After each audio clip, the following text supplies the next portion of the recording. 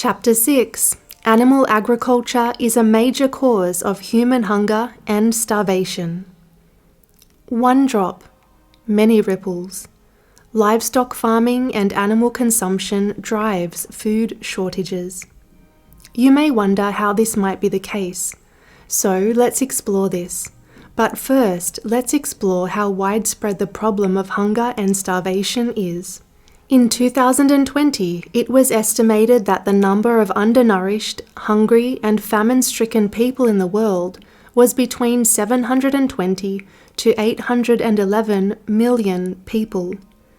The human population is predicted to reach 9.7 billion by 2050, and we need to feed everyone. 82% of the starving children in our world live in countries that feed food crops to animals. These animals are then slaughtered, and their flesh is eaten by people in more affluent countries, such as the USA, European countries, and the UK. The situation in Ethiopia is dire, with 40% of people considered to be starving or hungry. Yet the country has 50 million cows, 50 million sheep, and 35 million chickens. Even while so many people go hungry, the animals are fed and given water. The country is also cutting down 24,000 acres of forest annually to make room for more livestock. A key to understanding why people go hungry is this: crops fed to livestock animals who are then slaughtered for meat feed drastically fewer people. While they are alive and bred in such huge numbers, livestock animals intensively use up resources, including land, water, and crops. If these crops were fed directly to humans, then we could feed everyone on Earth with a surplus. According to Dr. Richard Oppenlander, quote, "In 2011, there was a record harvest of grain globally, with over 2.5 billion tons, but half of that was fed to animals in the meat and dairy industries. 77% of all coarse grains, corn, oats, sorghum, barley, etc., and over 90% of all soy grown in the world was fed to livestock. So clearly, the difficulty is not how can we produce enough food to feed the hungry, but where all the food we produce globally is going. Many experts have stated that we could feed a much larger population of human beings if the majority of the world adopts a vegan diet. Researchers have stated, quote, "Our analysis finds no nutritional case for feeding human edible crops to animals, which reduces calorie and protein supplies." End quote. As this book was being written, it was reported that 41 million Americans are at risk of going hungry during the year, and America has openly stated that they are facing a food shortage. But by focusing on eating plant-based food, the USA could feed the entire American population, plus an additional 390 million more people. Researchers on this topic have declared, quote, "Due to the disparate resource requirements of plant and animal-based food items, replacing animal-based items with more resource-efficient plant alternatives will increase food availability by permitting reallocation of production resources from feed to human food." End quote. 77% of the world's habitable land is used for agriculture, and most of this is used to raise livestock. This has been calculated by including both pasture land and cropland that is required to raise livestock animals. Pasture land can also use enormous amounts of water when they are irrigated. The amount of land used for grazing livestock and cropland to feed livestock equals the size of North, Central, and South America combined. According to Our World in Data, the following is how many meters squared are required to produce 1,000 calories of the following products.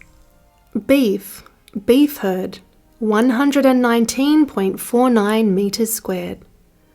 Lamb and mutton, 116.66 meters squared. Cheese, 22.68 meters squared. Beef, dairy herd, 15.84 meters squared. Milk, 14.92 meters squared. Pig meat, 7.26 meters squared. Poultry meat, 6.61 meters squared. As opposed to the following plant crops: oatmeal, 2.9 meters squared. Peas, 2.16 meters squared.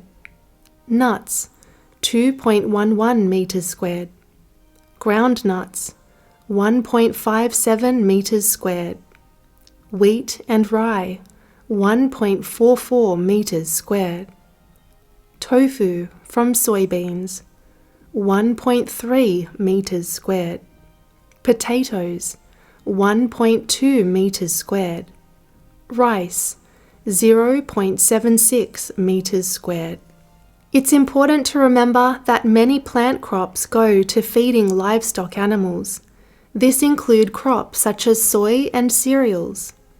The amount of land used for grazing livestock and cropland used to grow food to feed livestock equals the size of North, Central, and South America combined. Staggering amount of land. Let's now explore how much land we sacrifice to raise animals for food. The following is how many meters squared are needed to produce 100 grams of protein. Lamb and mutton, 184.8 meters squared. Beef herd, 163.6 meters squared. Cheese, 39.8 meters squared. Milk, 27.1 meters squared. Beef, dairy herd, 21.9 meters squared. As opposed to plant crops, for example, pulses, 7.3 meters squared. Grains, 4.6 meters squared.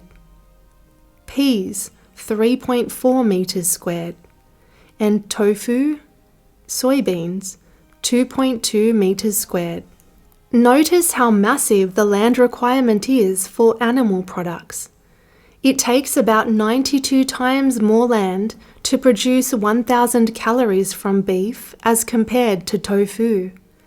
And it takes about 84 times more land to get 100 grams of protein from lamb or mutton compared to tofu. It's devastating to know that this food isn't being directly fed to the millions of starving people in the world. Land is vitally important for many reasons.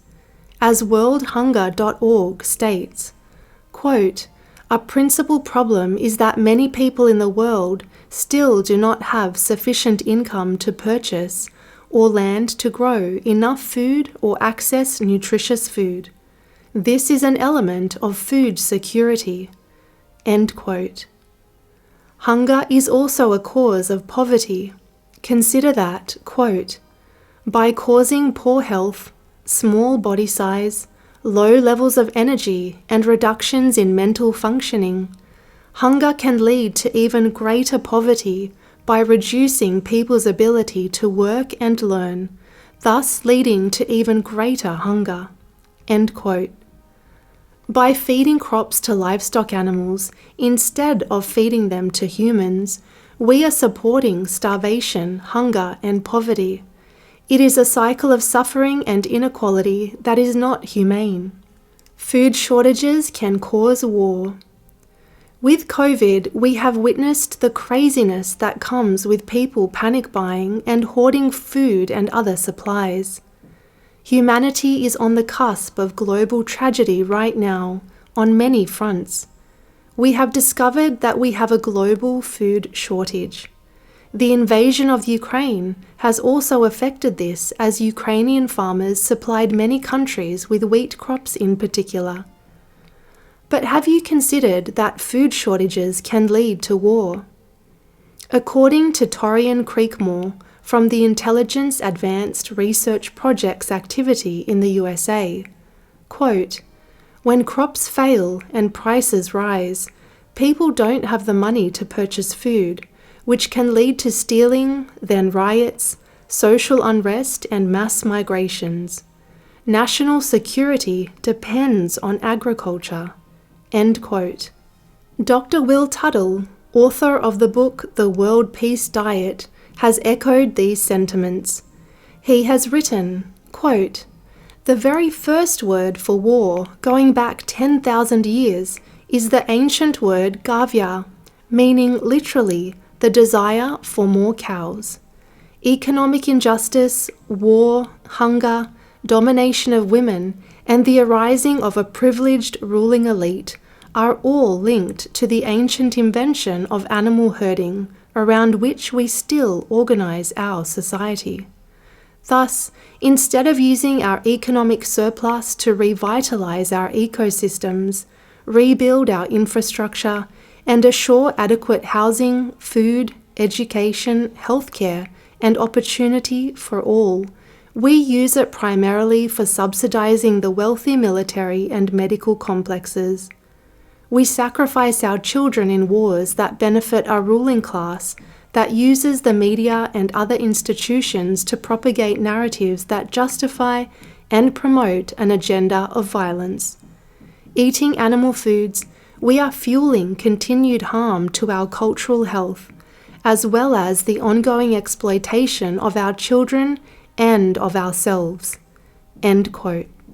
If we take a step back for a moment and look at war from a spiritual perspective, we see that war is an external reflection of our inner disharmony and ignorance. Earth Saint Thich Nhat Hanh stated, quote, "We often think of peace as the absence of war, that if powerful countries would reduce their weapon arsenals, we could have peace. But if we look deeply into the weapons, we see our own minds, our own prejudices, fears, and ignorance.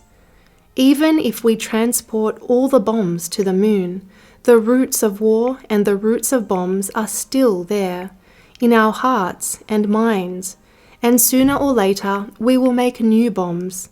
To work for peace is to uproot war from ourselves and from the hearts of men and women." End quote. A powerful way to uproot war from our hearts is to adopt the peaceful vegan diet and lifestyle. Going one step further, many of us believe in karma, or as you sow, so shall you reap, or that like attracts like.